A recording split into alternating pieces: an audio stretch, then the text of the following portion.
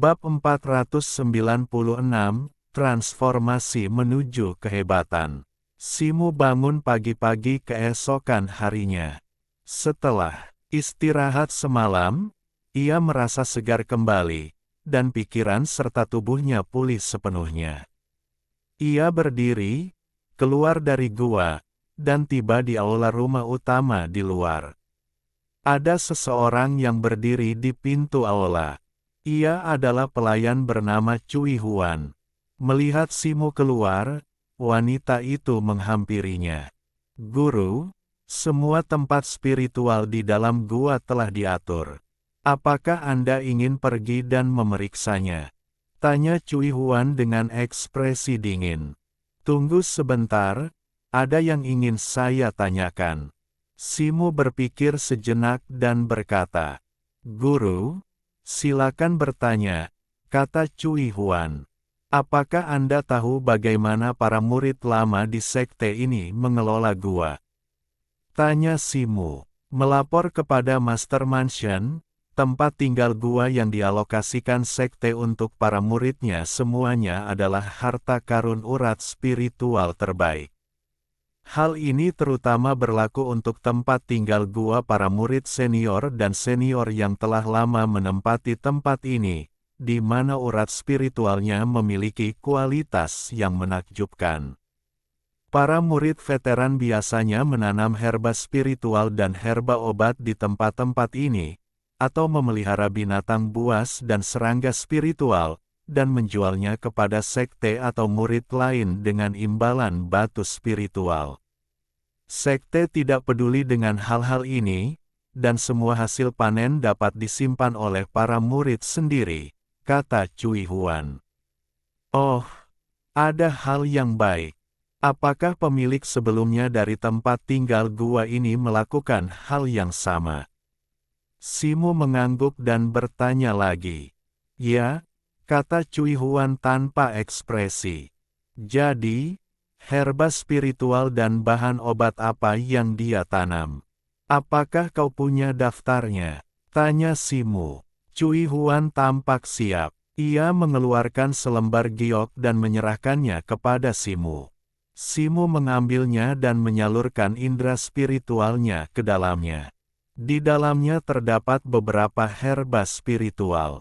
Herba-herba itu tidak langka, tetapi semuanya mudah ditanam. Teruslah tanam herba spiritual ini sesuai daftar ini. Kalian bisa mendapatkan 1/10 dari batu spiritual yang kalian dapatkan. Mengenai bagaimana membagikannya, terserah kalian. Simu mengembalikan slip giok itu kepada Cui Huan dan berkata. Wajah Cui Huan menunjukkan sedikit keterkejutan. Mereka hanyalah pelayan. Tidak mudah bagi mereka untuk berlatih di lingkungan spiritual yang kaya ini. Biasanya, Simu tidak bisa memberi mereka kompensasi apapun. Guru sebelumnya melakukan hal yang sama. Terima kasih atas kemurahan hati Anda, Tuan. Cui Huan membungkuk. Simu melambaikan tangannya dengan santai. Ia tidak peduli dengan batu-batu spiritual ini. Ia memilih tempat ini karena terpencil dan tenang, di mana tidak ada yang akan mengganggunya. Tanah suci Qinglan tidak terlalu peduli dengan hasil panen yang sedikit dari gua dan tanah spiritual para murid. Tanah suci menyediakan lingkungan latihan yang begitu baik dan berbagai kondisi yang sangat baik bagi Simu dan rekan-rekannya, dan itu tidak sia-sia. Mereka membutuhkan para murid ini untuk bekerja bagi sekte, yang berarti mengemban tugas di aula 10.000 hukum. Buku panduan Qinglan menyatakan bahwa Simu dan murid-murid berusia 100 tahun lainnya diharuskan menyelesaikan 10 tugas di aula 10.000 hukum setiap 10 tahun. Tidak ada persyaratan khusus untuk tugas-tugas tersebut, mereka bebas memilih tugas mereka sendiri. Hadiah yang mereka terima akan dibagikan tanpa potongan apapun. Mereka yang gagal menyelesaikan tugas akan dihukum oleh tanah suci, bahkan dicabut status muridnya dan diusir dari tanah suci. Simu kemudian mengajukan beberapa pertanyaan lain, dan Cui Huan menjawabnya dengan jujur. Wanita itu tetap bersikap hormat sepanjang waktu, tidak menunjukkan sikap menjilat seperti para pelayan lainnya. Namun, ia menjawab semua pertanyaan Simu dengan penuh pengetahuan. Simu sangat menghargai sikapnya, ia memiliki watak yang bebas dan tidak suka diperintah atau disanjung. Pendekatan wanita ini menyelamatkannya dari banyak masalah. Simu kemudian memanggil Caier, dan dengan bimbingannya, mereka mulai menjelajahi gua tempat tinggalnya sendiri. Gua tempat tinggalnya hanya sekitar 100 mil, jadi ia telah mengamatinya dalam waktu singkat. Akhirnya, Cui Huan membawa Simu ke mata air spiritual di dalam tanah spiritual. Mata air itu terletak di sebuah lembah pegunungan, dan dari kejauhan, aura yang membakar terasa. Energi api yang begitu kaya, hampir sebanding dengan kawah gunung berapi di Kepulauan Wesen.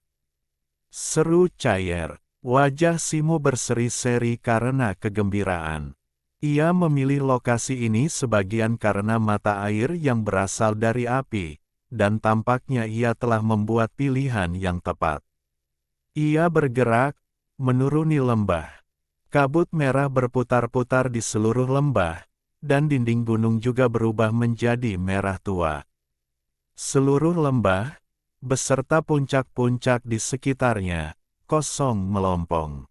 Di tengah lembah terdapat mata air spiritual merah tua berukuran beberapa kaki, memancarkan cahaya merah yang berputar-putar dan bergelombang, sebuah kehadiran spiritual yang sesungguhnya. Simu mendekati mata air itu dan mengintip ke bawah. Ia melihat genangan magma merah yang tak terhitung jumlahnya, yang secara berkala melonjak ke atas. Namun, setiap kali ini terjadi, cahaya merah akan muncul dari mata air, menolak magma tersebut. Roh api, Caier juga mendarat di mata air spiritual, melihat ke bawah dan menjerit nyaring. Di dalam mata air spiritual di bawah, banyak ikan api, ular api, dan makhluk lainnya muncul, mengintai di lava. Caier segera berteriak keserakahan, memohon Simu untuk menangkap beberapa untuk dicobanya. Simu dengan santai mengambil dua dan mengabaikan Caier, memejamkan mata sedikit saat ia menyerap energi api yang kaya di sekitarnya. Secercah kegembiraan di wajahnya. Lingkungan di sini lebih unggul daripada tanah spiritual api manapun yang pernah dikunjunginya sebelumnya, dan ia segera menyusun rencana memindahkan tempat latihannya ke sana. Ia memperkirakan bahwa dengan membentuk formasi yang cukup api, energi api di sini akan meningkat secara signifikan, yang secara signifikan akan menguntungkan kultivasi sutra api kera merah dan tahap pertama seni mendalam 9 revolusi. Dengan pemikiran ini, ia segera bertindak, mengeluarkan sepotong giok dan menuliskan detail yang dibutuhkan untuk membentuk formasi yang cukup api, serta bahan-bahan lain untuk tempat tinggal gua, dan memerintahkan Cui Huan untuk membelinya. Barang-barang ini tidak langka, tanah suci Qinglan pasti akan menerima mereka. Simu mulai membuat persiapan lain. Beberapa hari kemudian, sebuah gua baru muncul di samping mata air spiritual. Simu memanggil semua pelayannya, termasuk Cui Huan, dan memberi mereka beberapa instruksi sederhana, menyuruh mereka mengikuti perintah Caier. Tanpa basa-basi lagi, ia segera memasuki gua dan memulai retretnya. Di sebuah ruang rahasia di gua baru itu, cahaya merah tua bersinar, hampir membentuk api merah tua. Simu duduk bersila di tanah, diam-diam melafalkan seni misterius 9 revolusi dalam benaknya. Lengan kirinya perlahan berubah menjadi hitam pekat, lalu perlahan-lahan menyala dengan api putih, meskipun seberkas api merah tua yang membandel masih tersisa. Ia melirik api merah tua di tangan kirinya, mendengus pelan, dan menutup matanya. Cahaya merah tua di ruang rahasia, kekuatan elemen api yang kaya, dan energi spiritual yang kaya dari langit dan bumi di sekitarnya menyatu di tubuh Simu. Sebuah pusaran spiritual besar perlahan terbentuk, dengan Simu sebagai pusatnya. Waktu berlalu sedikit demi sedikit, dan dalam sekejap mata, 3 bulan telah berlalu. Di sebuah gunung tak jauh dari tempat Simu bersemedi, 2 pendekar di tahap awal alam bawaan melambaikan tangan mereka. Dan 2 sinar cahaya memancar dari tubuh mereka, membentuk perisai elipsoidal yang menjebak sekelompok serangga mirip lebah merah. Serangga-serangga itu mati-matian menggedor-gedor perisai di sekitarnya. Meskipun jumlahnya banyak, mereka terlalu lemah untuk melepaskan diri. Baik, terus jebak mereka pelan-pelan. Jangan berlebihan dan bunuh mereka. Itu tidak baik untuk mereka, teriak Cayer, seekor burung beo warna-warni yang bertengger di atas salah satu prajurit Xiantian. Kedua prajurit Xiantian itu tampak tak berdaya, tetapi mereka tidak berani menentang perintah Cayer dan dengan tekun mengendalikan ki mereka. Seiring berjalannya waktu, serangga-serangga merah itu perlahan kehilangan kekuatan dan berhenti menggedor-gedor perisai bercahaya itu. Sekarang, buka celah. Mata Cayer berbinar saat ia berteriak, menepuk kepala prajurit Xiantian itu dengan cakarnya. Prajurit Xiantian itu memutar bola matanya dan menggerakkan lengannya. Perisai elipsoid itu langsung terbelah, dan Cayer terbang, mendarat tepat di atasnya. Mulutnya menembus celah itu, menyambar seekor serangga merah kecil, dan menelannya bulat-bulat, tatapannya penuh kekaguman. Lebah bercorak api ini sungguh lezat, ia menggelengkan kepala, mabuk. Kedua prajurit bawaan itu kini berkeringat deras, tetapi mereka mengangkat perisai elipsoidal, tak berani bersantai sedikit pun. Kalian berdua sudah bekerja keras. Maukah kalian mencobanya bersama? Cayer menatap kedua prajurit bawaan itu dan bertanya. Terima kasih banyak, Tuan Cayer. Kami tidak layak mendapatkannya. Kalian bisa menikmatinya sendiri, kata kedua prajurit bawaan itu cepat. Karena kalian tidak tahu cara menikmatinya, maka aku tidak akan sopan, kata Cayer, lalu melanjutkan menikmatinya. Simu sedang menyendiri akhir-akhir ini, dan Cayer mengajak beberapa orang bermain bersamanya di area spiritual. Permainan menangkap serangga ini adalah sesuatu yang baru saja ia temukan. Permainan itu menyenangkan sekaligus mengasyikkan. Pada saat itu, terdengar raungan panjang dari kejauhan. Suaranya begitu luas dan tak terbatas, bagaikan ombak yang bergulung dan awan, membelah langit dan mencapai langit. Suara itu berasal dari tempat Simu sedang menyendiri. Cayer terkejut dan menoleh.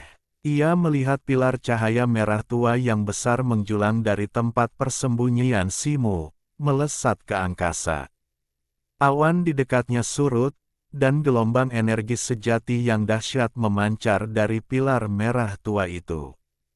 Haha, situ. Setelah sekian lama menyendiri, akhirnya dia muncul. Cayer tertawa terbahak-bahak, melebarkan sayapnya dan terbang menuju pilar cahaya itu.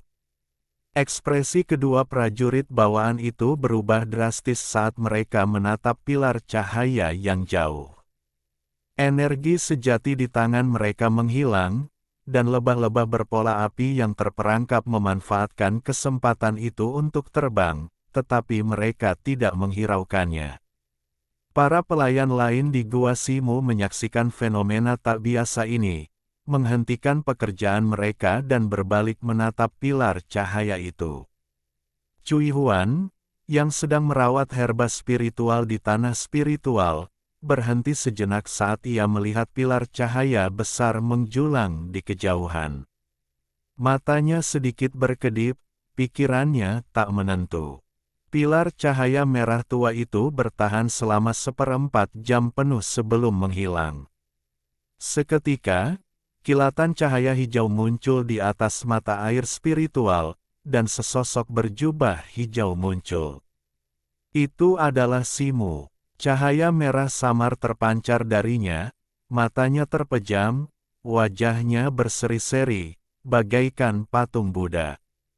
Cahaya putih samar terpancar dari lengan kirinya, raut wajahnya kembali seperti semula, tetapi di balik cahaya putih itu, tersimpan kekuatan api yang mengerikan. Simu tiba-tiba membuka matanya, 2 sinar dingin terpancar darinya, samar-samar seperti kilatan dingin petir dan guntur. Secercah kegembiraan terpancar di wajahnya. Setelah 2 bulan berlatih keras, ia akhirnya menguasai tingkat pertama. Eni mendalam 9 revolusi. Lengan kirinya telah sepenuhnya kembali ke keadaan semula, seperti orang biasa. Rasa berat yang sering ia rasakan sebelumnya telah hilang, dan gangguan di permukaan telah lenyap, sehingga ia tidak perlu lagi menutupi telapak tangannya dengan sarung tangan kulit. Ia bisa merasakan api di tangan kirinya jauh lebih kuat dari sebelumnya, meskipun ia tidak bisa memperkirakan besarnya. Tingkat pertama seni mendalam 9 revolusi telah selesai, dan sutra api kera merah milik Simu akhirnya melangkah lebih jauh, menembus tahap bumi awal dan mencapai tahap bumi tengah, dan kekuatan keseluruhannya pun meningkat pesat.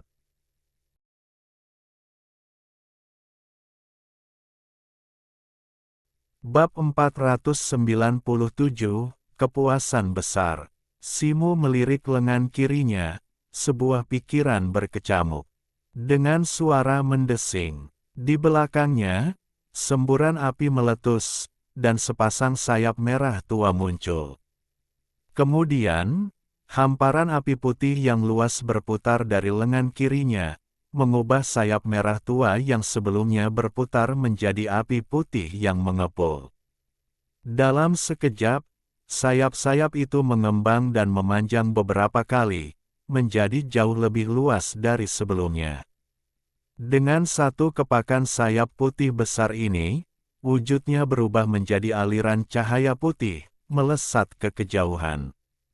Dengan keberhasilan kecil dalam seni mendalamnya dan kemajuan lebih lanjut dalam kultivasinya, kecepatan sayapnya meningkat drastis. Meskipun belum mencapai kecepatan legendaris 100 mil dalam sekejap, dengan kekuatan penuh, ia masih bisa mencapai lebih dari 10 mil dalam sekejap. Ini saja mustahil bagi seorang kultivator tingkat surgawi biasa untuk mengejarnya.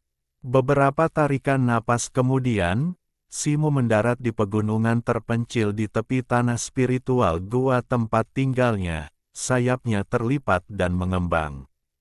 Ia mengamati sekelilingnya, lalu tiba-tiba mengeluarkan teriakan pelan. Cahaya merah tua yang cemerlang memancar dari tubuhnya. Mengumpulkan seluruh kekuatannya, ia melancarkan pukulan ke arah puncak yang tingginya ratusan kaki di depan. Tiba-tiba, api merah tua meletus dari udara, menyatu menjadi bayangan raksasa berbentuk kepalan tangan yang terbungkus api yang berkobar. Bayangan itu menghantam puncak gunung dengan kekuatan yang dahsyat, sekeras benda padat. Gemuruh, seluruh gunung bergetar hebat, dan cahaya api seperti matahari yang terik meletus dari permukaannya. Batu-batu besar yang tak terhitung jumlahnya, terbungkus api, meletus ke segala arah, meninggalkan pusat gunung yang berlumur darah. Sebuah lubang besar telah meledak menembusnya, hampir menembus seluruh puncak. Di dalamnya, cahaya merah tua yang membara bersinar samar. Simu, melihat ini, merasakan gelombang kegembiraan. Setelah menguasai tingkat ke-11 Sutra Api Kera Merah, kekuatan pukulan ini tidak hanya mencengangkan, tetapi juga energi api yang melimpah yang dikandungnya sangat dahsyat. Ia memperkirakan bahwa jika ia telah menguasai ke-12 tingkat tersebut, satu pukulan saja akan cukup kuat untuk menghancurkan seluruh gunung. Setelah jeda singkat, ia menghunus pisau besi meteorit dan tongkatnya dari punggungnya. Dengan gerakan cepat, ia melepaskan teknik 7 tongkat pembunuh dengan satu tangan, sementara dengan tangan lainnya, ia mengayunkan pisau hitam meteorit, teknik pedang kecepatan angin 13-1. Tiba-tiba, bayangan bilah dan tongkat muncul berlapis-lapis, memenuhi langit seperti bayangan 1000 gunung, menekan ke bawah. Raungan dan suara berderak bergema. Batu-batu besar hancur dan tersapu angin kencang, memantul dari tanah seperti proyektil, membubung ke kejauhan, menghalangi langit dan matahari seperti hujan batu. Jantung Simu berdebar kencang, gelombang energi mengalir deras di sekujur tubuhnya, dan ia tiba-tiba mengeluarkan raungan panjang, melepaskan bilah dan tongkatnya. Seluruh lengan kirinya memancarkan api putih, dan ia menghantam tanah dengan telapak tangan. Boom! Semburan api putih setinggi langit meletus dari titik di mana tangan kirinya menghantam. Begitu api putih ini menyentuh tanah, ia langsung berubah menjadi pola-pola spiritual putih yang terlihat, menyebar dengan cepat dan berkelok-kelok ke segala arah. Dalam sekejap mata, berhektar-hektar tanah, yang berpusat di area ini, langsung tertutupi selimut putih. Tanah di dekatnya dipenuhi vegetasi lebat. Begitu bersentuhan dengan api putih, api itu meledak seperti lilin yang bertemu api, langsung menyala dan meleleh bersama tanah. Dalam sekejap, berhektar-hektar tanah berubah menjadi lautan magma yang bergolak. Beberapa bukit di dekatnya juga tenggelam ke dalam magma, tenggelam dengan cepat dan segera menyatu dengan lautan. Simu, yang menyaksikan ini, meskipun tampak tenang, sangat terguncang.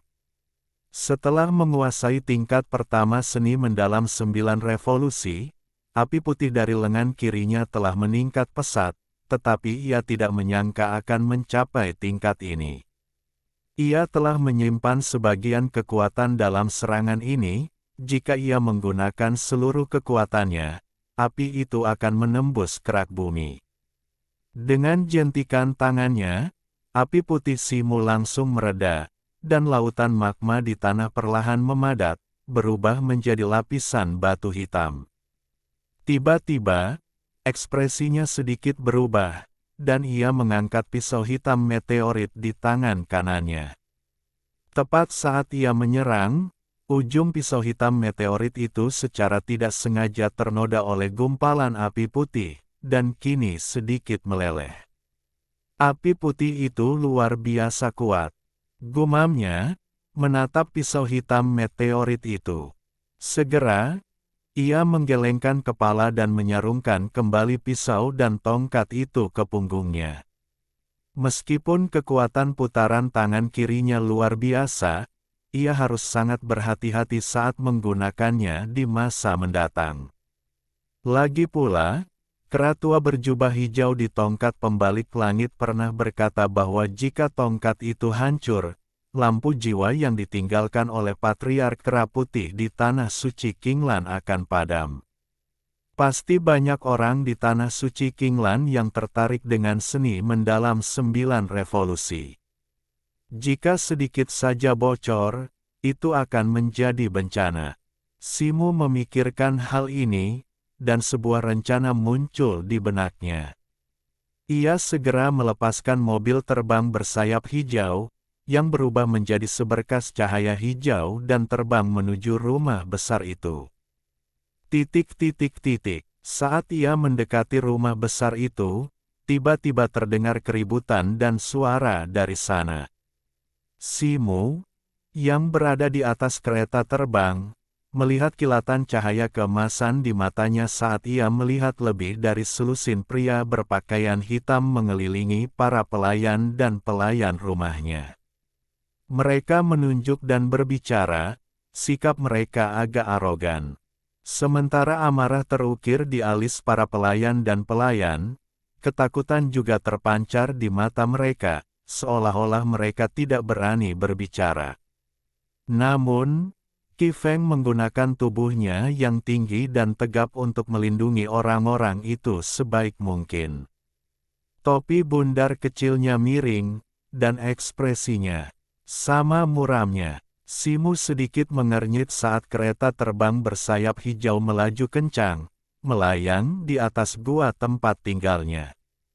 Cahaya biru langit perlahan memudar saat kendaraan itu turun perlahan dari udara, memancarkan aura seorang kultivator tingkat bumi menengah yang tak tersamarkan.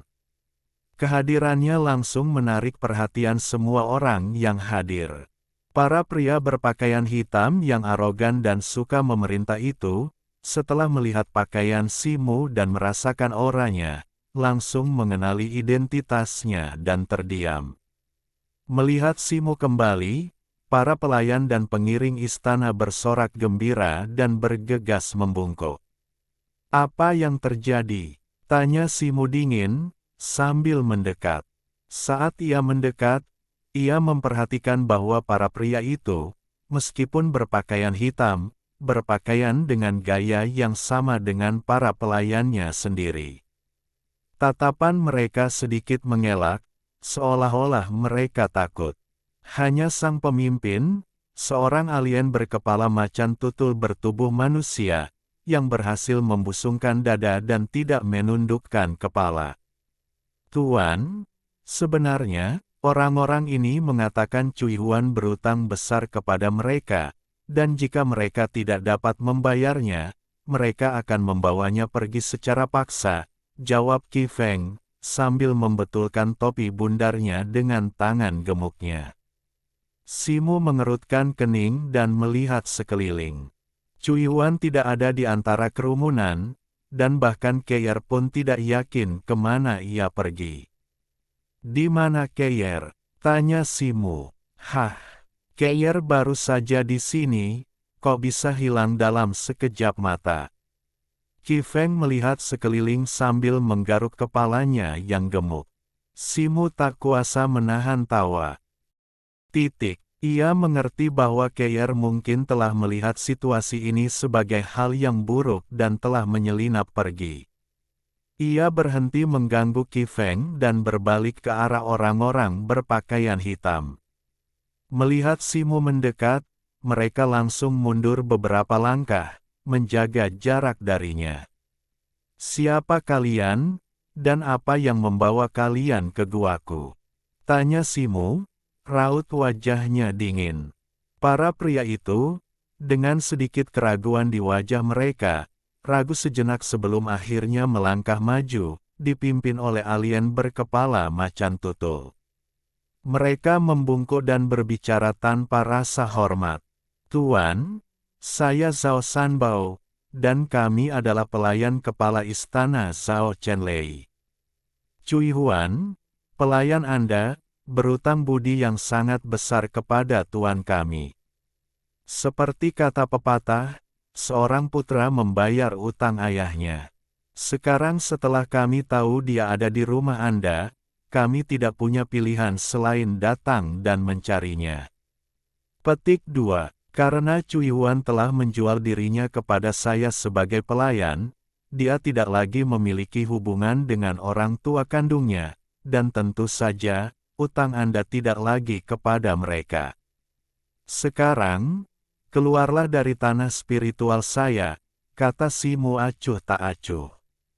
Sekitar selusin pria berpakaian hitam gemetar ketakutan menghadapi amarah Simu, secara naluriah bersiap untuk mundur. Hanya alien berkepala macan tutul yang tersisa, tak tergerak. Melihat ini, yang lain melirik Simo dengan sembunyi-sembunyi dan berhenti. Apa, perlu saya ulangi? Simo mengerutkan kening. Sejujurnya, kepala istana saya adalah murid Tanah Suci Kinglan yang telah berusia seabad, memasuki Tanah Suci 2 generasi sebelum Anda, Tuan, dan memiliki reputasi yang cukup besar di ranah pangkat kuning. Jika Anda, Tuan, mengizinkan saya mengambil cincin giok itu, saya pasti akan memujinya di hadapan kepala istana saya. Saya yakin beliau akan berterima kasih atas kebaikan Anda, kata alien berkepala macan tutul itu sambil membungkuk. Ia terus memanggil kepala istananya, kepala istana saya, dan memintanya untuk berjasa kepada Zhao Chenlei. Tetapi nadanya diwarnai kesombongan, seolah-olah merupakan suatu kehormatan besar bagi Simo karena gurunya berutang budi padanya. Enyahlah, jawab Simo, suaranya dingin seperti menggonggong, seolah-olah ia tidak mendengar. Kau, alien berkepala macan tutul bertubuh manusia itu tak percaya apa yang didengarnya. Ia tak percaya Simo, seorang murid baru, berani tidak menghormati kepala istana Zhao. Pria-pria berpakaian hitam lainnya terhuyung mundur karena gonggongan Simo, tetapi melihat pemimpin alien berkepala macan tutul itu tidak bergerak, mereka tidak berani bergerak terlalu jauh. Simo tidak berkata apa-apa lagi. Kilatan cahaya memancar dari tubuhnya, dan sosoknya tiba-tiba mulai melayang, meninggalkan beberapa bayangan samar di pemandangan. Apa yang kau lakukan? Astaga, kau akan menyesali ini. Aduh, Dalam sekejap, sekitar selusin pria berpakaian hitam itu seperti ayam, direnggut tak berdaya oleh tangan Simo satu persatu.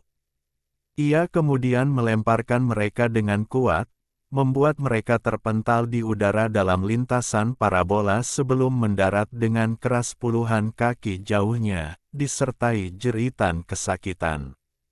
Setelah melakukan ini, Simo bertepuk tangan dan berbalik untuk berjalan kembali ke istana. Pemandangan ini tentu saja membuat Qi Feng dan para pelayan lainnya tercengang, mulut mereka ternganga. Setelah bertahun-tahun berada di area tingkat kuning ini, mereka sangat menyadari status Zhao Chenlei, yang menjadi salah satu alasan mengapa mereka sebelumnya begitu malu dalam kemarahan mereka terhadap orang-orang ini. Karena nasib buruk mereka ditempatkan di tanah spiritual yang tandus dan tandus ini. Para mantan penguasa gua ini umumnya berada di peringkat terendah di wilayah tersebut, dengan status yang rendah. Mantan penguasa tersebut bahkan telah diusir dari tanah suci dalam sebuah kompetisi baru-baru ini. Jika para penguasa saja menderita, apalagi para pelayan rendahan, orang-orang ini seringkali memendam rasa rendah diri di hadapan para pelayan gua lainnya.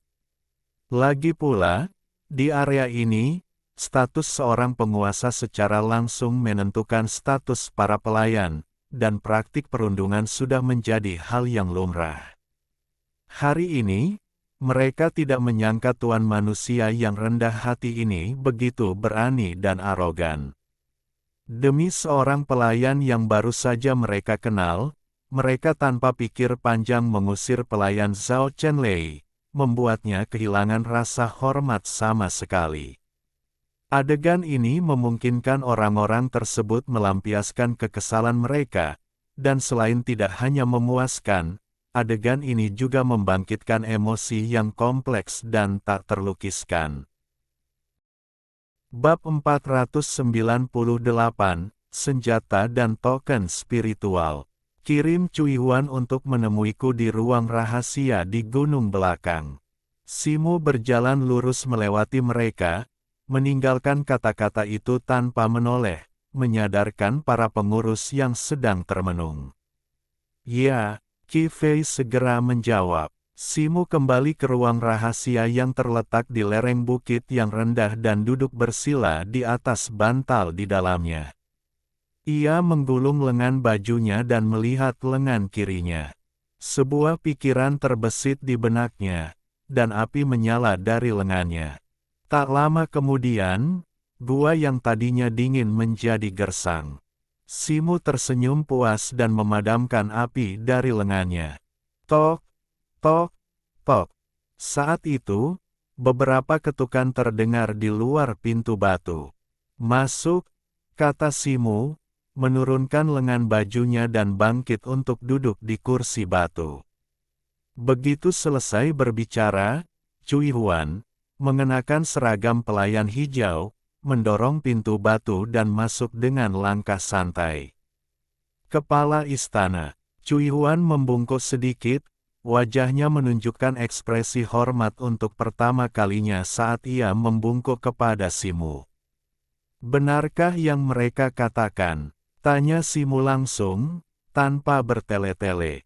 Cui Huan sedikit mengernyit, bibirnya sedikit terbuka sebelum mengatup rapat kembali, seolah hendak mengatakan sesuatu, tetapi akhirnya, ia tak berkata apa-apa. Aku tak punya waktu untuk disia-siakan. Jika kau menolak mengatakan apapun, lain kali Zhao Chenlei mengirim seseorang ke sini, aku tak punya alasan untuk menahanmu. Kau hanya perlu membiarkan keluarga Zhao mengurusmu. Simu melirik wanita itu dan melanjutkan. Secercah kepanikan langsung terpancar di wajah Cui Huan yang sebelumnya tenang begitu ia mengatakan ini. Ia menggigit bibir bawahnya erat-erat, dan matanya sedikit meredup, tetapi ia tetap diam. Meskipun aku belum pernah bertemu Zhao Chenlei, sekilas aku tahu bahwa Zhao Sanbao bukanlah tipe pria yang menyayangi wanita. Seperti kata pepatah, sekilas melihat macan tutul di dalam tabung bambu menunjukkan sekilas keberadaannya. Sebaiknya kau pikirkan baik-baik. Simu mengetuk pelan sandaran tangan kursi batu dengan jarinya dan melanjutkan. Cui Huan terdiam sejenak, lalu mendesah penuh tekad. Perlahan, ia membuka gigitan bawahnya dan berkata, Aku sangat berterima kasih kepada kepala istana atas apa yang telah dilakukannya hari ini. Bukannya aku tidak bisa memberitahumu tentang ini, tetapi ini menyangkut beberapa hal, dan aku khawatir ini akan memengaruhimu. Ceritakan sekarang. Aku punya ide sendiri, kata Simu dengan tenang. Sebenarnya, beberapa dekade yang lalu, kakekku pernah menjadi murid tanah suci Qinglan yang berusia seabad. Namun, beliau kalah dalam sebuah kompetisi, menduduki peringkat terakhir, dan diusir dari tanah suci. Cui Huan menggertakkan giginya dan mulai menceritakan kebenarannya. Simu duduk lebih tegak dan mendengarkan dengan tenang. Sebelum diusir, kakek saya telah menghabiskan 30 tahun di tanah suci. Di tahun-tahun terakhirnya, beliau menggunakan material langka dan semua poin spiritual misterius yang telah dikumpulkannya selama bertahun-tahun untuk meminta seorang pemurni senjata ternama di tanah suci untuk menempa senjata spiritual kelas atas. Niat awal pembuatan senjata spiritual kelas atas ini adalah untuk membantu kakek saya memenangkan kompetisi besar. Namun, karena berbagai alasan, senjata tersebut tidak pernah selesai hingga akhir kompetisi. Akibatnya, kakek saya meninggalkan tanah suci dengan penyesalan, hanya memegang token yang telah ditukarkannya dengan senjata spiritual tersebut. Cui Huan terdiam sejenak. Petik 2. Senjata spiritual kelas atas. Apa yang terjadi selanjutnya? Simu terkejut mendengar hal ini. Kemudian, kakek saya meninggal dunia karena sakit. Sebelum wafat, beliau mewariskan token ini. Namun, karena berbagai alasan, keluarga kami tidak pernah dapat menemukan kembali senjata spiritual tersebut. Senjata tersebut malah dihancurkan oleh musuh-musuh kami karena token ini. Ketika musuh datang, orang tua sayalah yang mempertaruhkan nyawa mereka untuk melindunginya, membiarkan Cuier melarikan diri sendirian dan naik ke surga. Cui Huan menggertakkan giginya. Oh, lalu bagaimana kau bisa berakhir di tanah suci Qinglan dan menjadi seorang pelayan? Tanya Simu sambil berpikir. Setelah melarikan diri, aku sendirian dan putus asa, mengembara di planet lain untuk waktu yang lama. Setelah banyak rintangan, akhirnya aku meminjam sejumlah besar uang dari kekuatan lain, bekerja keras, dan berhasil memasuki tanah suci Qinglan. Aku berkultivasi hingga tingkat bumi dan menjadi kepala pelayan, kata Cui Huan.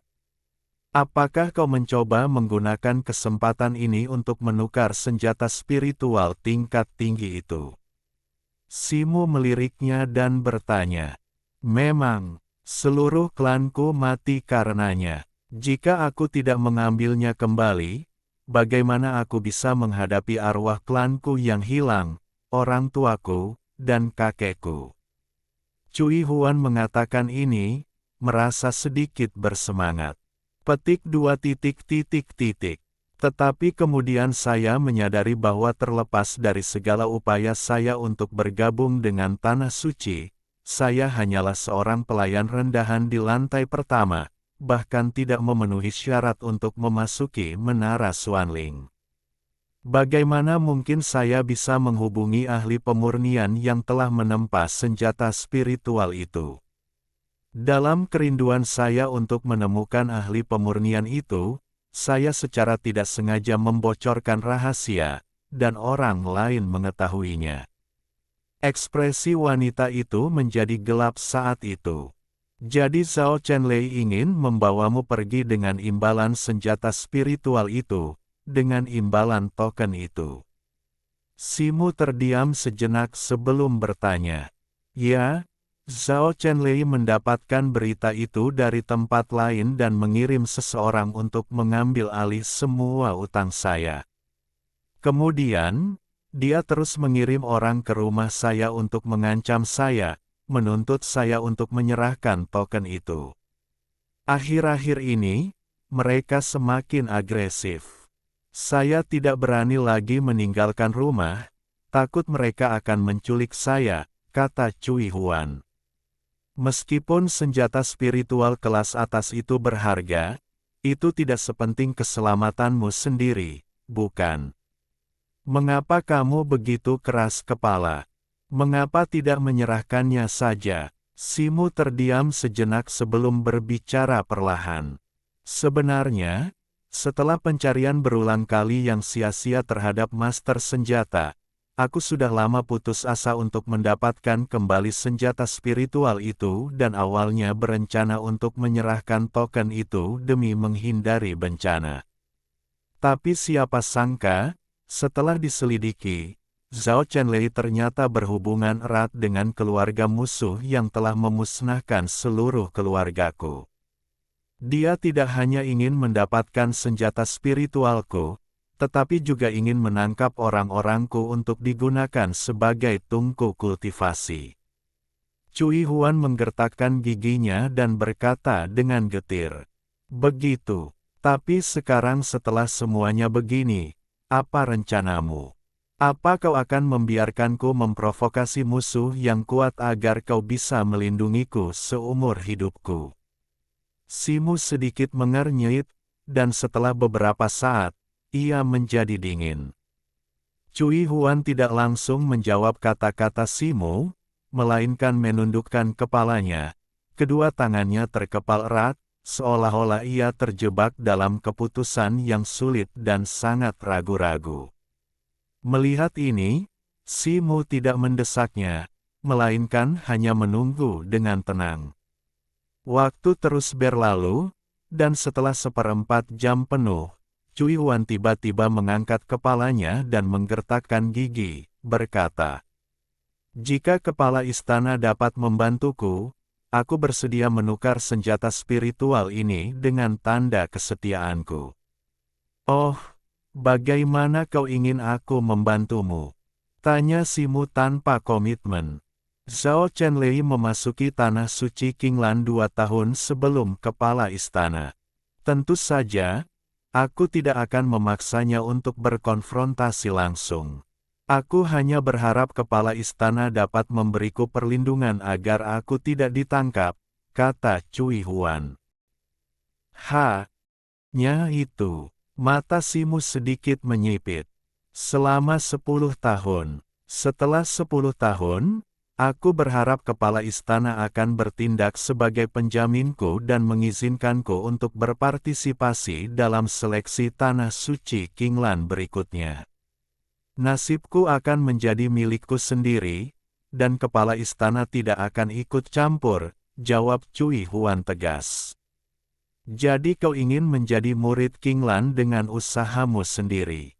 Baiklah, kalau begitu, izinkan aku bertanya, tahukah kau senjata spiritual kelas atas apa yang kakekmu pesankan itu? Simu mengangguk, lalu tiba-tiba mengganti topik. Yah, aku tidak sepenuhnya yakin, kata Cui Huan, sedikit terkejut, sedikit malu. Kakekmu tidak memberi tahu keluarga. Simu tampak tidak yakin. Guru, mohon jangan salah paham. Bahkan, kakek saya pun tidak tahu seperti apa rupa senjata spiritual itu.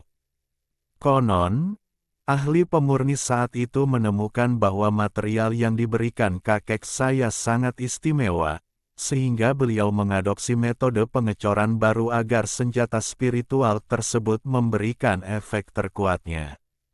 Bentuk akhirnya belum ditentukan saat itu. Karena itu, waktu pengecoran senjata spiritual tersebut sangat lama, dan belum selesai sebelum kakek saya berpartisipasi dalam kompetisi. Akibatnya, beliau tidak pernah melihat senjata spiritual yang telah selesai hingga akhir hayatnya. Raut wajah Cui Huan sedikit sedih ketika ia menyebut kakeknya. Nilai senjata spiritual kelas atas sudah cukup bagi saya untuk melindungi Anda. Baiklah, saya setuju dengan semua syarat Anda. Mata Simu berkilat beberapa kali, dan ia berkata dengan tegas. Guru, Anda benar-benar setuju. Cui Huan menatap mata Simu dengan sedikit ketidakpercayaan, dan suaranya menjadi tergesa-gesa. Simu menatapnya dengan tenang dan mengangguk mengiyakan. Sebenarnya, ia secara alami tergoda oleh prospek senjata spiritual kelas atas. Lagi pula, saat ini ia hanya memiliki senjata spiritual tingkat rendah. Jika ia bisa mendapatkan senjata spiritual tingkat tinggi yang praktis, kekuatannya setidaknya akan meningkat beberapa kali lipat. Peningkatan kekuatan ini akan memungkinkannya untuk lebih jarang menggunakan seni mendalam 9 revolusi, sehingga meningkatkan peluangnya untuk menjaga rahasia penting itu. Tidak hanya itu, selama 10 tahun ke depan, kau bebas menggunakan sumber daya yang diproduksi di mansion. Jika kau memiliki kebutuhan khusus, kau juga bisa menukarnya dengan batu roh mansion. Aku tidak akan ikut campur, kata Simu. Kau serius? Cui Huan terkejut dengan kata-kata Simu dan melontarkan pertanyaan itu. Apa, kau tidak mau? Simu mengangkat alisnya. Tidak, Cui Huan, terima kasih banyak, Tuan. Cui Huan akhirnya tersadar dan buru-buru membungkuk lagi. Wajahnya dipenuhi rasa terima kasih. Baiklah, kau bisa memberikan tokennya sekarang, kata Simu. Sedikit rasa malu tiba-tiba terlintas di wajah Cui Huan saat mendengar ini. Wanita itu sudah cukup cantik, dan sekarang pipinya yang dulu dingin sedikit memerah, memberinya pesona yang unik. Simu tak kuasa menahan rasa aneh melihat pemandangan ini. Kemudian ia melihat wanita itu tiba-tiba meraih ke bawah lehernya dan membuka kancing bajunya. Kerah hijau zamrudnya sedikit terbuka, memperlihatkan sehelai kulit putih dan montok. Sebuah tangan ramping terulur dan menarik sesuatu dari celah di antara daging montok itu. Mata Simu, yang tadinya hendak berpaling, langsung tertarik pada benda itu. Bab 499 Tes. Yang muncul di hadapan Simu adalah sebuah palu cor seukuran ibu jari orang biasa. Palu itu berwarna hitam pekat, tampaknya terbuat dari logam khusus, diukir dengan lingkaran-lingkaran pola rumit dan misterius, lebih seperti formasi khusus, memancarkan aura unik yang berasal dari api. Ini adalah token warisan kakekku. Aku selalu membawanya dan tidak pernah meninggalkannya. Setelah merapikan pakaiannya, Cui Huan menyerahkan palu cor kecil itu. Simu hanya meliriknya dan yakin bahwa inilah tokennya. Aura unik yang dipancarkannya adalah sesuatu yang tidak dapat ditiru atau ditempa oleh seseorang sekuat Cui Huan. Ia tanpa ragu dan mengulurkan tangan untuk mengambil palu besi kecil itu. Palu itu terasa sedikit hangat ketika disentuhnya, dan ia dapat mencium aroma khas seorang gadis muda di antara hidungnya. Ia memeriksanya lagi dengan saksama dan menemukan bahwa di bagian bawah palu, kata lilin terukir kaligrafi. Marga kakekku adalah Leng, dan nama pemberiannya adalah Chan. Sebelum meninggal, beliau berkata bahwa ahli pemurnian itu bernama Yongsu. Konon, siapapun yang memiliki token ini dapat mengambil senjata spiritual darinya. Cui Huan berbicara dengan tenang, tanpa menyadari perubahan ekspresi Simu. Saya mengerti. Pergilah dan panggil Qi Feng dan yang lainnya ke ruang utama. Ada yang ingin saya umumkan, kata Simu kepada Cui Huan. Baik, Tuan, jawab Cui Huan, lalu berbalik dan pergi. Setelah minum teh, Simu tiba di ruang utama dan mendapati semua pelayan dan pengurus rumah besarnya telah berkumpul. Dipimpin oleh Qi Feng, semua orang menatapnya dengan sedikit kekhawatiran. Qi Feng, kau hebat sekali tidak menyerahkan Cui Huan begitu saja hari ini.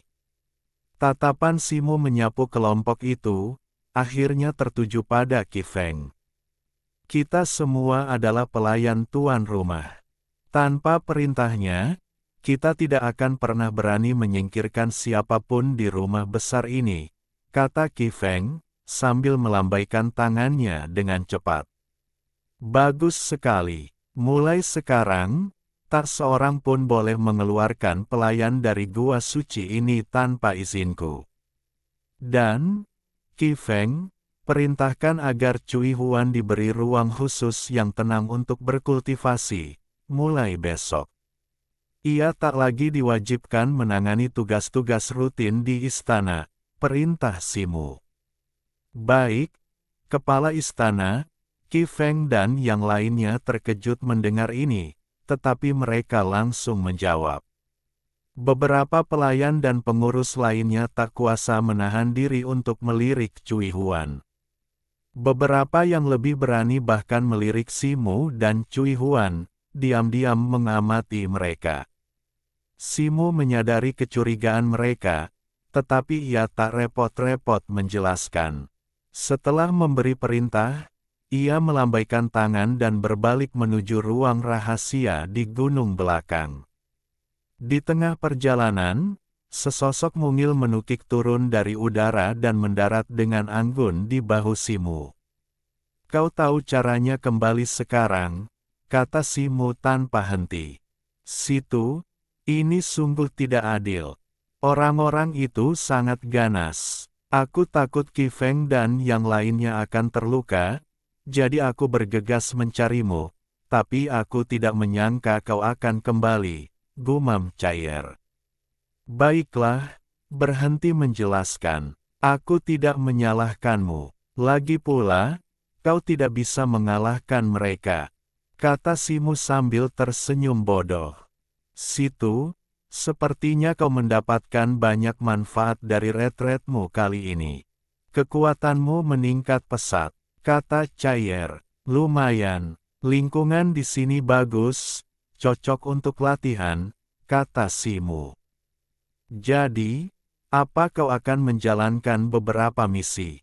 Aku agak bosan akhir-akhir ini dan ingin keluar untuk bersenang-senang, kata Cair. Aku punya beberapa hal yang harus diurus, jadi aku akan melakukannya nanti. Kau tinggal dan awasi mereka.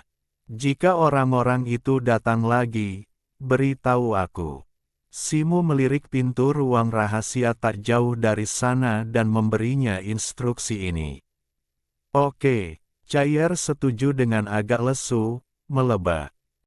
Erkan sayapnya dan terbang ke udara.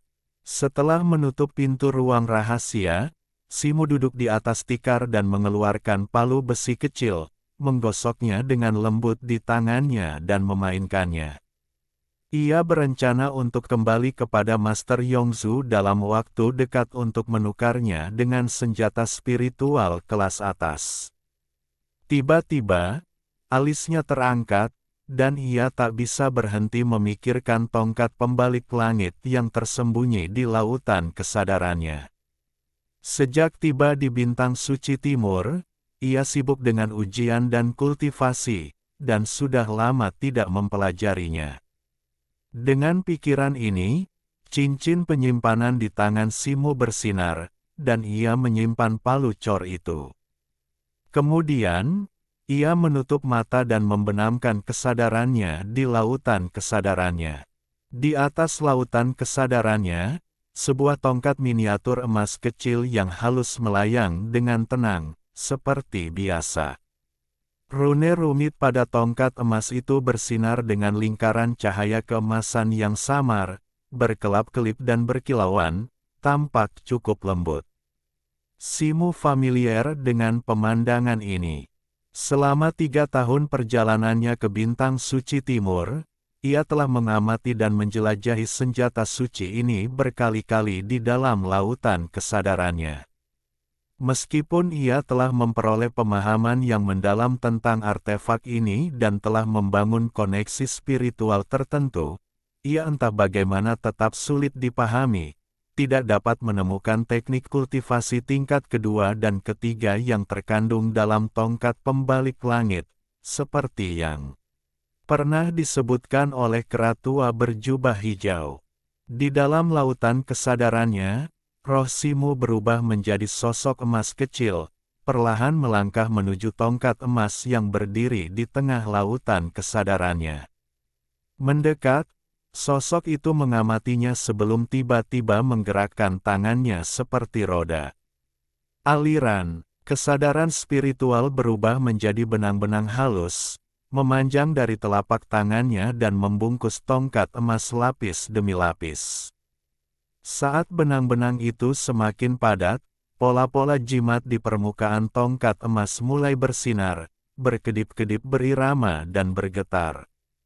Sosok roh Simu mengamati pemandangan di hadapannya, ekspresinya tak berubah, meskipun alisnya berkerut karena kecewa.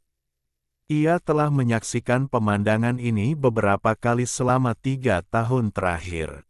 Ia tahu bahwa sebentar lagi, cahaya keemasan dari tongkat kecil itu akan sepenuhnya memudar, getarannya akan berangsur-angsur berhenti, dan semuanya akan kembali tenang, seolah-olah tidak terjadi apa-apa.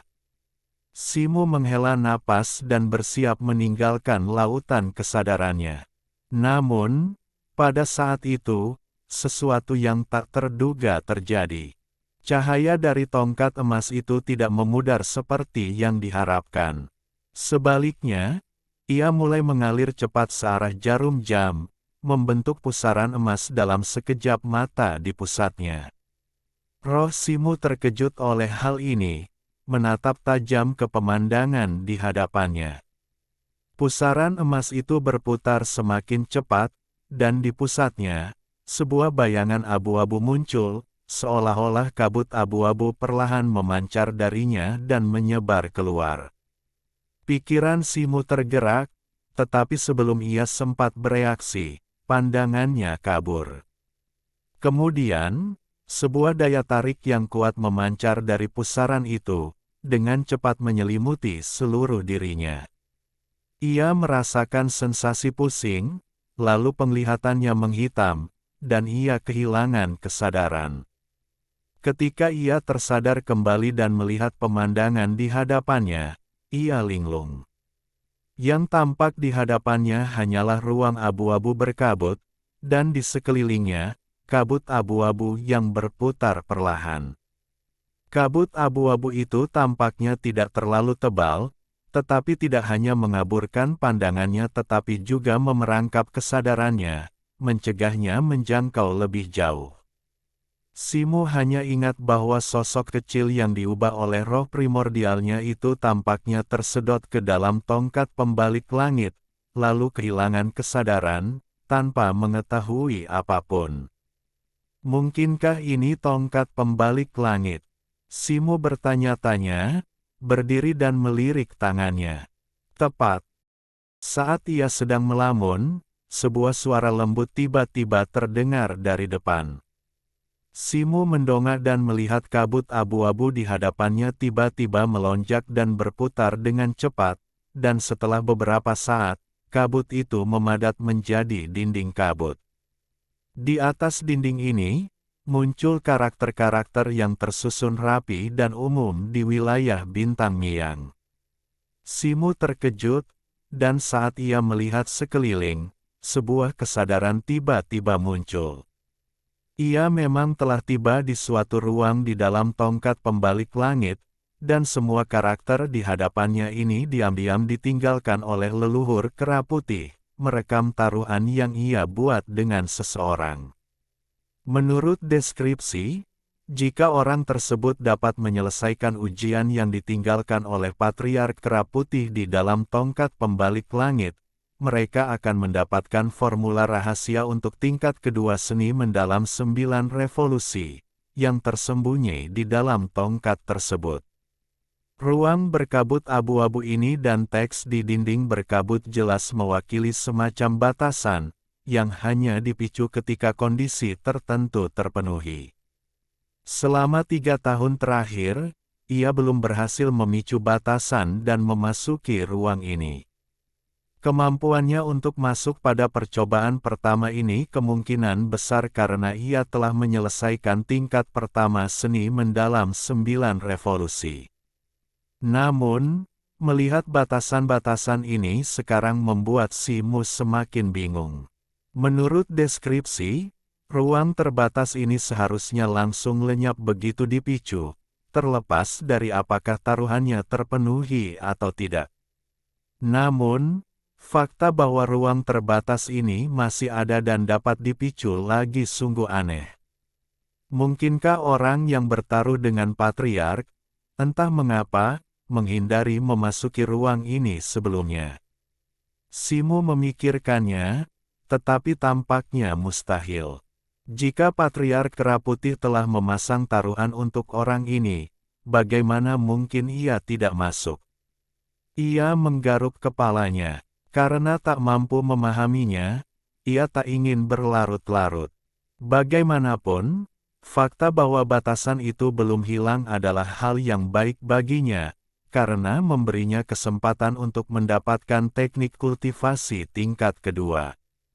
Membayangkan lulus ujian dan mendapatkan teknik kultivasi tingkat kedua dari seni mendalam 9 transformasi memenuhi hati Simo dengan hasrat yang membara, dan matanya berbinar.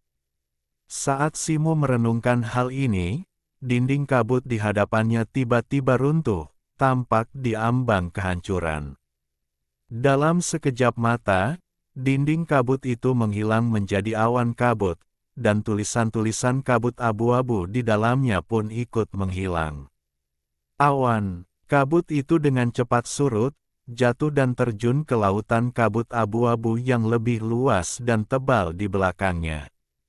Dalam sekejap, lautan kabut mulai mendidih. Terlihat beberapa kabut abu-abu pekat, bergulung-gulung dan bergelombang seperti ombak, berhamburan kemana-mana di lautan kabut. Setelah beberapa saat, beberapa saluran kabut abu-abu keluar dalam kabut abu-abu di sekitar Simu.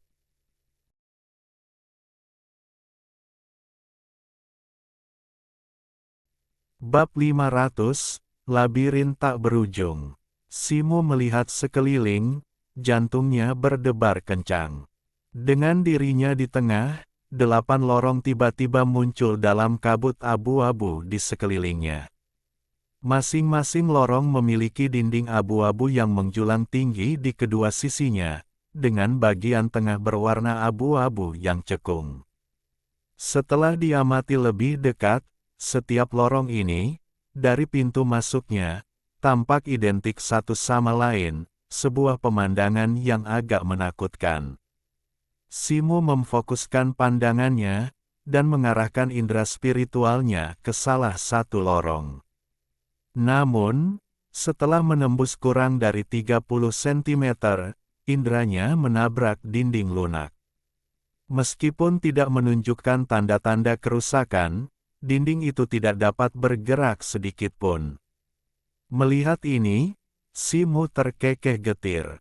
Sepertinya ia terlalu percaya diri, percaya bahwa ia dapat menyelesaikan ujian ini dengan mudah. Tetapi karena ini adalah ujian yang ditinggalkan oleh leluhur kera putih, bagaimana mungkin mudah? Cahaya keemasan berkilat di mata Simu, dan kemampuan penglihatan spiritualnya langsung aktif. Ia mengamati kembali pintu masuk ke 8 lorong itu, mengamatinya cukup lama, tetapi tetap tidak dapat mendeteksi perbedaan yang berarti. Tanpa pilihan lain, Simu terpaksa memilih salah satu jalan, perlahan masuk. Tak lama kemudian, ia menyadari bahwa lorong itu masih dipenuhi lapisan kabut, meskipun jauh lebih tipis daripada dinding di kedua sisinya. Dengan lambaian tangannya yang lembut, kabut itu menyebar ke kedua arah. Melihat ini, Simu tiba-tiba mendapat inspirasi dan mengulurkan tangan ke dinding kabut sebelah kiri, mencoba melihat apakah ia bisa melewatinya. Namun, ketika telapak tangannya menyentuh dinding, rasanya sedingin es, tidak berbeda dengan dinding yang kokoh, mustahil untuk ditembus. Jelas, dinding-dinding ini, meskipun terbentuk dari kabut yang terkondensasi, dilindungi oleh semacam pembatas. Ia tidak berniat menggunakan kekerasan. Jika pembatas yang ditetapkan oleh leluhur kera putih dapat dipatahkan oleh seseorang yang telah mencapai tahap pertama kultivasi mendalam, maka keberadaan mereka akan sia-sia. Satu kesalahan saja akan menjadi bumerang, mengakibatkan lebih banyak kerugian daripada kebaikan. Dengan pemikiran ini, Simu tidak lagi merasa terlalu kecewa. Ia mengumpulkan ketenangannya dan terus maju. Ia berjalan lurus menembus kabut kelabu sekitar 100 kaki sebelum akhirnya mencapai area yang lebih luas. Kabut tampak lebih tipis di sana, menunjukkan jalan keluar. Simu mengangkat alisnya dan mempercepat langkahnya, menuju ke sana. Namun, begitu ia keluar dari lorong awal dan mencapai area itu, ia tertegun. Ia melihat 8 lorong kabut abu-abu lagi tiba-tiba muncul di sekelilingnya. Setelah mengamati lebih dekat, Simu terkejut menemukan bahwa lorong-lorong ini identik dengan yang sebelumnya ia lihat, bahkan perbedaan halus pada pintu masuk yang ia amati dengan mata spiritualnya. Mungkinkah ia kembali ke tempat ia baru saja memulai? Simu terkejut, alisnya sedikit berkerut. Meskipun ia tidak mengerti apa yang terjadi, ia tetap tenang dan mengamati sekelilingnya. Bagaimanapun, ia memutuskan untuk kembali ke jalan asalnya dan mencoba rute lain. Simu berpikir demikian, lalu menelusuri kembali langkahnya, memilih lorong baru, dan masuk. Secangkir teh kemudian, Simo muncul dari ujung lorong itu dan melihat sekeliling. Seperti yang diduga, situasinya identik dengan lorong pertama. Jadi, Simo menelusuri kembali langkahnya dan memilih lorong ketiga. Setelah 3 jam bolak-balik ini, Simo muncul dari lorong lain. Ia menatap 8 lorong abu-abu identik di hadapannya, menyadari betapa gawatnya situasinya. Keringat dingin membasahi dahinya.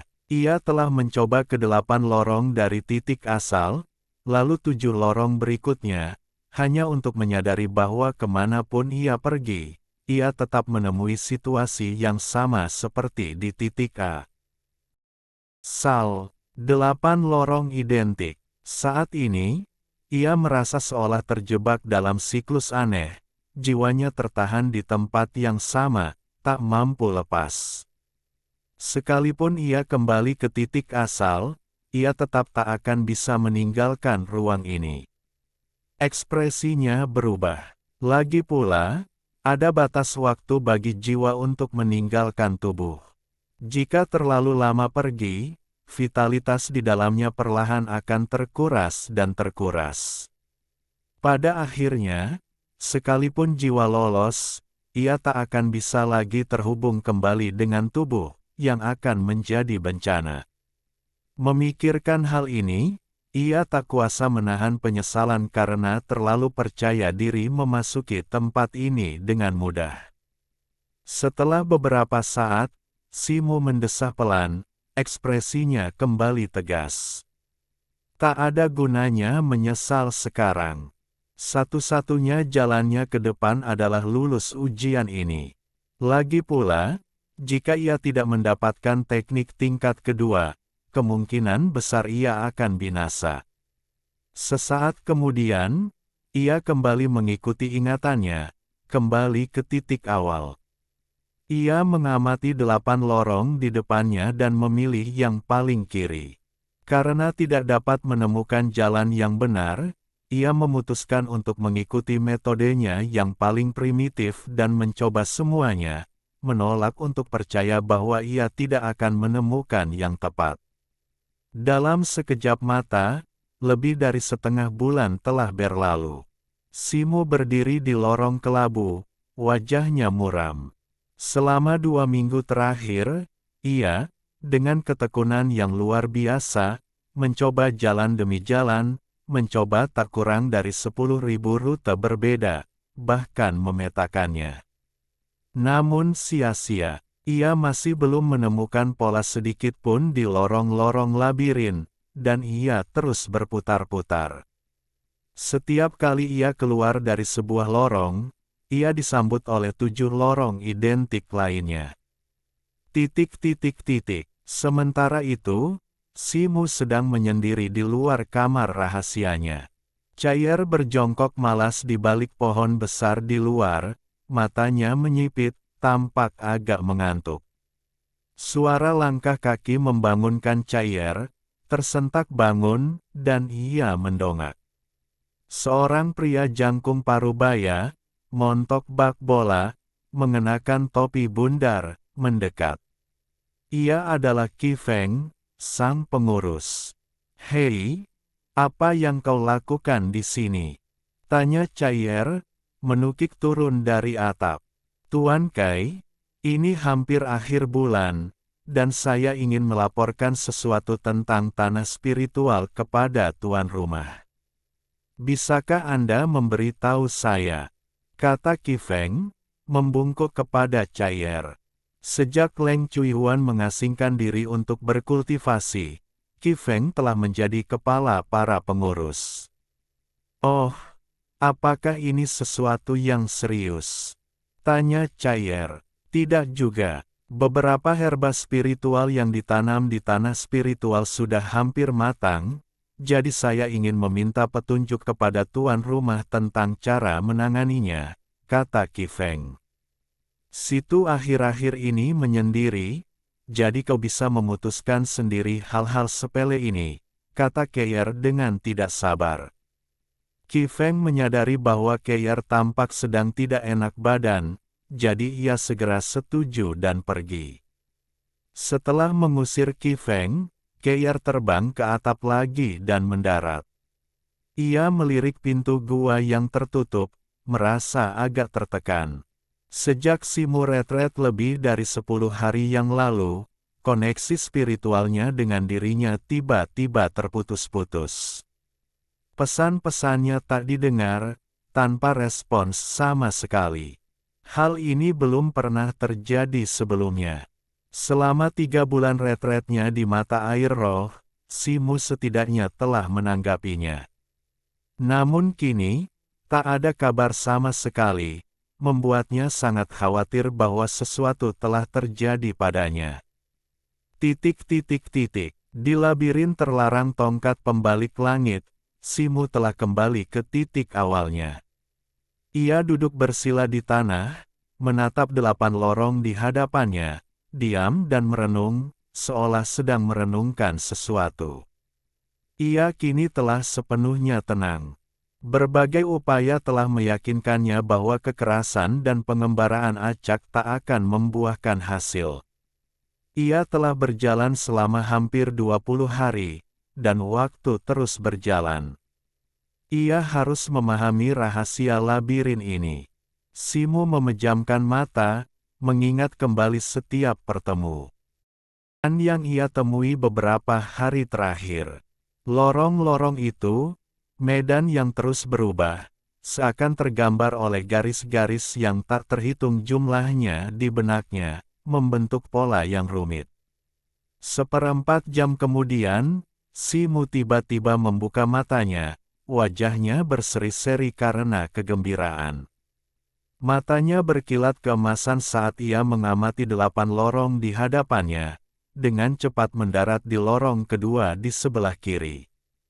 Ia melangkah masuk. Simu berjalan perlahan melewati lorong-lorong itu, matanya berkilau keemasan, sesekali melirik ke sekeliling. Kali ini, ia berjalan selama setengah jam penuh. Kemudian, dalam sekejap, jalan itu akhirnya mencapai ujungnya, memperlihatkan 8 lorong yang identik. Senyum tersungging di wajahnya, matanya berkilau keemasan. Ia menatap lagi ke 8 lorong itu, bergumam pada dirinya sendiri seolah sedang menghitung sesuatu. Kali ini, ia menatap selama 1 jam penuh sebelum akhirnya memutuskan pada lorong kedua di sebelah kanan dan melangkah masuk.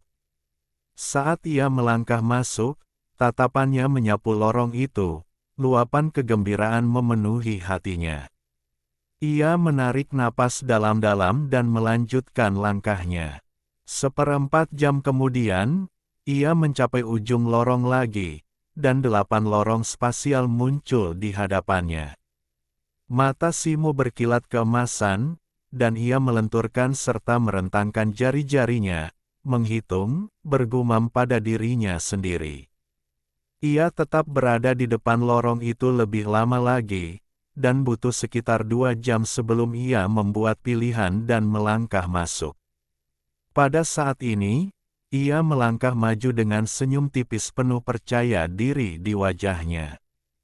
Di waktu berikutnya, situasi yang sama terjadi satu demi satu. Termasuk waktu di titik asal, ia membuat total 7 pilihan. Seharusnya ada 1 tingkat percobaan terakhir. Simu mendesah pelan, bergumam pada dirinya sendiri, dan terus bergerak maju. Setelah berjalan selama 1/4 jam, lorong itu berakhir. Matanya kabur dan ia muncul di ruang yang luas. Seperti biasa, ada 8 lorong di depannya. Wajah Simu berubah, bukan karena 8 lorong itu, tetapi karena seorang pemuda berambut hijau tiba-tiba muncul di ruang terbuka di depannya. Ia ragu-ragu di depan 8 lorong, berjalan mondar-mandir di depan 8 lorong, seolah berpikir keras. Orang ini kurus, tetapi wajahnya cukup bersih dan tampan, dan ia tampak sangat tampan. Penampilan Simo langsung menarik perhatian orang lain. Ia berbalik dan menatap Simo, ekspresinya berubah dan ia berteriak. "Siapa kau? Bagaimana kau bisa menemukan jalan ke sini?"